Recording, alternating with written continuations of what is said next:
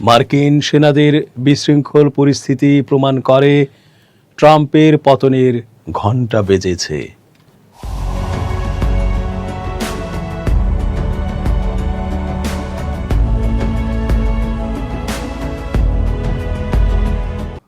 আসসালামু আলাইকুম দর্শক, কেমন আছেন? পুরো সংবাদ বিশ্লেষণ ও তথ্য পর্যালোচনায় বরাবরের মতোই আছি আমি এস জে রতন। শেষ পর্যন্ত দেখতে থাকুন আজকের পর্বটি। নিশ্চয়ই হয়তো আপনার মনের কথাটি আমরা বলতে যাচ্ছি। এখন আর কোনো সিস্টেম নেই মার্কিন সেনাবাহিনীর মধ্যে, সব আওলাইয়া গেছে গা। ট্রাম্পেরও মাথার তারমার ছিঁড়া গেছে, আর এই কারণেই সেনাবাহিনী প্রায় নিয়ন্ত্রণহীন হয়ে পড়েছে ট্রাম্পের কাছ থেকে। সর্বাধিনায়কের কাছ থেকে পাওয়া কোনো নির্দেশনাই যেন আর মানা হচ্ছে না। এক দুর্বিষহ অবস্থা মার্কিন প্রশাসনের।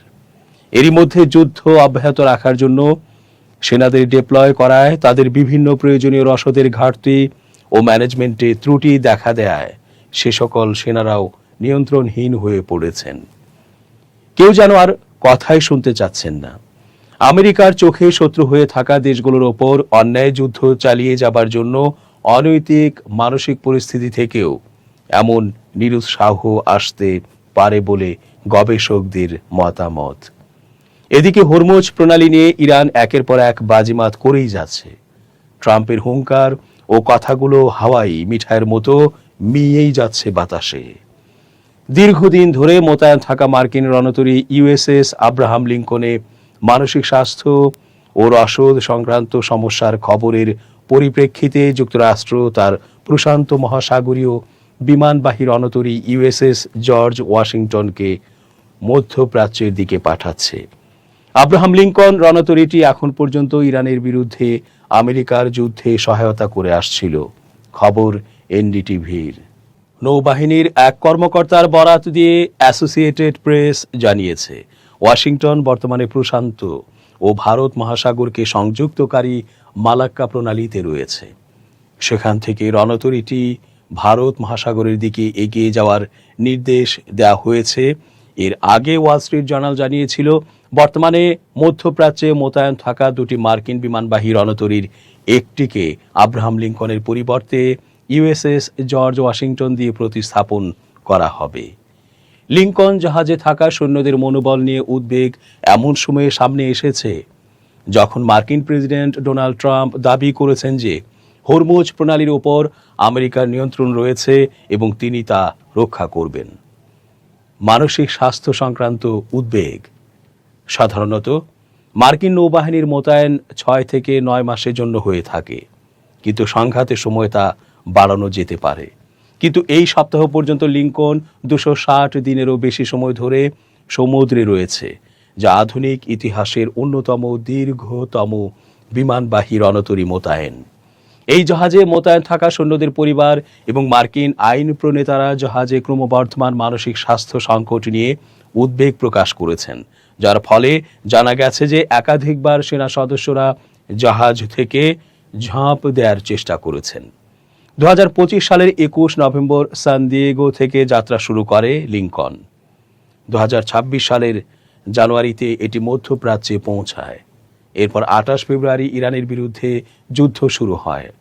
মার্কিন নৌবাহিনী স্বীকার করেছে যে এই সংঘাত একটি অত্যন্ত প্রতিদ্বন্দ্বিতাপূর্ণ পরিবেশ তৈরি করেছে, যেখানে মধ্যপ্রাচ্যের ঐতিহ্যবাহী সরবরাহ কেন্দ্রগুলো যুদ্ধকালীন কার্যকলাপের কারণে ব্যাহত হয়েছিল। নৌবাহিনী এক বিবৃতিতে বলেছে, এর ফলে বিমানবাহী রণতরীটিতে ঘাটতি দেখা দেয় এবং চিঠিপত্র হারিয়ে যায়। বিবৃতিতে আরও বলা হয়েছে, নেতৃত্ব মিশনের জন্য গুরুত্বপূর্ণ সরবরাহকে অগ্রাধিকার দিয়েছে, প্রথমে খাবার, এরপর স্বাস্থ্যবিধির সামগ্রী এবং সবশেষে ডাক। এরপর আশ্বাস দেওয়া হয় যে জাহাজের নাবিকরা এখন বিশুদ্ধ পানি এবং স্বাস্থ্যকর খাবারের বিকল্প পাচ্ছেন। উদ্বেগ খারিজ করে দেন প্রতিরক্ষামন্ত্রী হেগসেথ। মার্কিন প্রতিরক্ষামন্ত্রী পিট হেগসেথ লিঙ্কন জাহাজের খারাপ পরিস্থিতি সংক্রান্ত প্রতিবেদনগুলো খারিজ করে দিয়েছেন এবং সেগুলোকে সম্পূর্ণ ভুলভাবে উপস্থাপন করা হয়েছে বলে অভিহিত করেছেন। পানামা সফরের সময় সাংবাদিকদের তিনি বলেন, আমরা প্রতিটি জাহাজ, প্রতিটি ক্রু এবং প্রতিটি ক্যাপ্টেনকে প্রতিটি মুহূর্তে যতটা সম্ভব সব ধরনের সহায়তা দেওয়ার বিষয়টি নিশ্চিত করি। কিছু অভিযান অন্যগুলোর চেয়ে দীর্ঘ হয় এবং আমি সেই নাবিকদের প্রতি অন্য সবার চেয়ে বেশি শ্রদ্ধা ও কৃতজ্ঞতা পোষণ করি। উত্তাল সমুদ্রে সেই কঠোর পরিস্থিতিতে এবং কম বন্দরে নোঙর করে তারা যা করে তা অবিশ্বাস্য। তার এই মন্তব্যটি এসেছে দুটি সামরিক কেন্দ্রিক সংবাদ মাধ্যম নেভি টাইমস এবং স্টার্স অ্যান্ড স্ট্রাইপস এর প্রতিবেদনের পর, যেখানে 5,000 জন ধারণ ক্ষমতা সম্পন্ন জাহাজটিতে আত্মহত্যার চেষ্টা এবং কর্মীদের মনোবল হ্রাসের খবর প্রকাশিত হয়। জাহাজটি 2025 সালের নভেম্বর থেকে সমুদ্রে রয়েছে। জবাবদিহির দাবি মার্কিন আইন প্রণেতাদের। হেগসেথের মন্তব্যের পর বেশ কয়েকজন ডেমোক্র্যাটিক আইন প্রণেতা বিমানবাহী রণ অথরিটির ভেতরের পরিস্থিতি নিয়ে পেন্টাগনের কাছে জবাবদিহিতার আহ্বান জানিয়েছেন। ডেমোক্র্যাটিক আইন প্রণেতারা জাহাজটির ভেতরের পরিস্থিতি নিয়ে তদন্ত, আরও তথ্য এবং স্বচ্ছতার আহ্বান জানাচ্ছেন। জাহাজটির মূলত মে মাসে দেশে ফেরার কথা ছিল। সিনেট আর্মড সার্ভিসেস কমিটির সদস্য কানেকটিকাটের সিনেটর রিচার্ড ব্লুমেনথাল নৌবাহিনীর নেতৃত্বকে লেখা এক চিঠিতে বেশ কিছু প্রশ্নের জবাব চেয়ে লিখেছেন, লিঙ্কনের এই দীর্ঘায়িত মোতায়েন বিশেষভাবে তাৎপর্যপূর্ণ, কারণ এটি ইরানের বিরুদ্ধে চলমান সামরিক অভিযানের প্রেক্ষাপটে ঘটছে এবং এই অঞ্চলে দীর্ঘ সময়ের জন্য বিপুল সংখ্যক মার্কিন নৌবাহিনীর প্রয়োজন হতে পারে। অ্যারিজোনার সিনেটর রুবেন গ্যালেগো, যিনি মেরিন কোরের একজন সাবেক সৈনিক, সামাজিক যোগাযোগ মাধ্যমে বলেছেন তিনি দুই দলের আইন প্রণেতাদের নিয়ে জাহাজটিতে আনুষ্ঠানিক পরিদর্শনের পরিকল্পনা করছেন। তিনি আরও বলেন, নাবিকদের সাথে যে আচরণ করা হচ্ছে তা শুধু জঘন্যই নয়, বিপজ্জনকও। ইরানের সঙ্গে চলমান সংঘাতের কারণে দীর্ঘমেয়াদী মোতায়েনগুলো দীর্ঘ সময় ধরে বাড়ি থেকে দূরে থাকা সামরিক সদস্যদের ওপর এর প্রভাব এবং সেই সাথে জাহাজ ও এর সরঞ্জামের ওপর ক্রমবর্ধমান চাপ নিয়ে উদ্বেগ বাড়িয়েছে। সাম্প্রতিক সপ্তাহগুলোতে যুক্তরাষ্ট্র ও ইরানের মধ্যে নতুন করে সংঘাতের তীব্রতা কিছুটা কমলেও গুরুত্বপূর্ণ হরমুজ প্রণালীতে ইরানের বন্দরগুলোর ওপর মার্কিন নৌবাহিনী আবারও অবরোধ আরোপ করেছে। যুদ্ধ কিভাবে শেষ করা হবে সেই বিষয়ে ট্রাম্প প্রশাসন এখনও স্পষ্ট কোনো পরিকল্পনা জানায়নি। এমনকি প্রতিরক্ষামন্ত্রী হেগসেথ দাবি করেছেন যুক্তরাষ্ট্র অনির্দিষ্টকাল এই অবরোধ বজায় রাখতে পারবে। ইরানের ইসলামী বিপ্লবী গার্ড বাহিনী বা আইআরজিসির নৌবাহিনীর কমান্ডার রিয়ার অ্যাডমিরাল আলী উজমাই বলেছেন, হরমুজ প্রণালী বন্ধ রয়েছে। বাস্তবতা আমেরিকার কর্মকর্তাদের বিবৃতি বা বিজ্ঞপ্তিতে নয়, বরং মাঠের পরিস্থিতিতেই দেখতে হবে।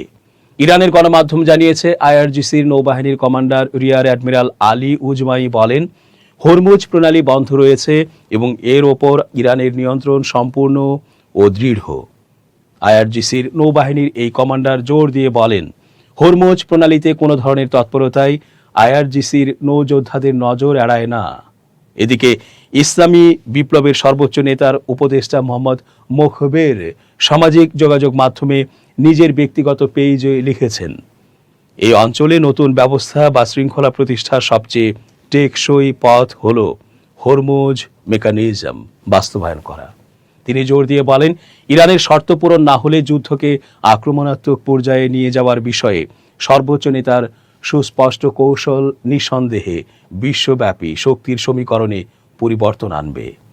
মোখবের আরও বলেন, পারস্য উপসাগরে নিজেদের মিত্রদের সুরক্ষা দিতে যুক্তরাষ্ট্রের অক্ষমতা প্রমাণিত হওয়ার পর ওয়াশিংটনের সামরিক নিশ্চয়তা থেকে স্বাধীন একটি অর্থনৈতিক নিরাপত্তা ভিত্তিক হরমুজ মেকানিজম বাস্তবায়নই হবে এ অঞ্চলে নতুন ব্যবস্থা বা মেকানিজম প্রতিষ্ঠার সবচেয়ে টেকসই পন্থা। ইরানের পারমাণবিক ইস্যুর চেয়ে তেলের দাম কমানোই এখন সর্বোচ্চ অগ্রাধিকার বলছে যুক্তরাষ্ট্র। ইরানকে পারমাণবিক অস্ত্র অর্জন থেকে বিরত রাখার চেয়েও এই যুদ্ধে মার্কিনীদের জন্য তেল ও গ্যাসের দাম কম রাখাই এখন যুক্তরাষ্ট্রের সর্বোচ্চ অগ্রাধিকার। ফক্স নিউজকে দেয়া এক সাক্ষাৎকারে মার্কিন ভাইস প্রেসিডেন্ট জেডি ভ্যান্স বলেন, আমি জানি আজ তেলের দাম কমেছে এবং সংঘাতের শুরুর দিকে সর্বোচ্চ দামের তুলনায় এখন তা অনেকটাই কম। তিনি বলেন, আমাদের প্রধান লক্ষ্য হল সারা দেশের মানুষের জন্য তেল ও গ্যাসের দাম সাশ্রয়ী রাখা।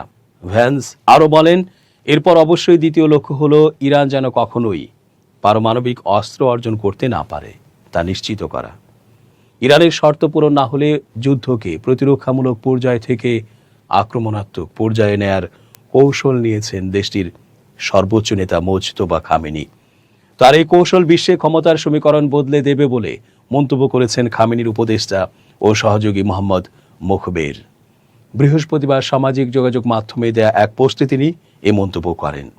গত 30 এপ্রিল এক বিবৃতিতে মোজতবা খামেনি বলেন, পারস্য উপসাগর ও হরমুজ প্রণালীর বিষয়ে ইরান তার কর্মপন্থার নতুন পর্যায়ে প্রবেশ করছে। মোখবের বলেন, হরমুজ প্রণালী ঘিরে নতুন পরিস্থিতি এবং উপসাগরীয় মিত্রদের সুরক্ষায় যুক্তরাষ্ট্রের ব্যর্থতা এই পরিবর্তনের ভিত্তি তৈরি করেছে। তিনি জানান, ইরানের শর্তগুলোর মধ্যে রয়েছে যুদ্ধ ও আগ্রাসনের স্থায়ী অবসান, ইরানের আশপাশ থেকে মার্কিন সামরিক বাহিনী প্রত্যাহার, ক্ষতিপূরণ প্রদান, নিষেধাজ্ঞা প্রত্যাহার ও ইরানের জব্দ সম্পদ নিঃশর্তে অবমুক্ত করা। মোখবের আরও বলেন, উপসাগরে মিত্রদের সুরক্ষায় যুক্তরাষ্ট্রের অক্ষমতার কারণে ওয়াশিংটনের সামরিক নিশ্চয়তা ছাড়াই হরমুজ কেন্দ্রিক নতুন অর্থনৈতিক নিরাপত্তা ব্যবস্থা গড়ে তোলাই হবে অঞ্চলের জন্য সবচেয়ে টেকসই পথ। দর্শক, শেষ করছি আজকের মতো। এতক্ষণ ধৈর্য ধরে পুরো আয়োজনে থাকার জন্য অনেক ধন্যবাদ। শুভ কামনা অহর্নিশ। change tv.press এক ফোঁটা হলুদও নেই।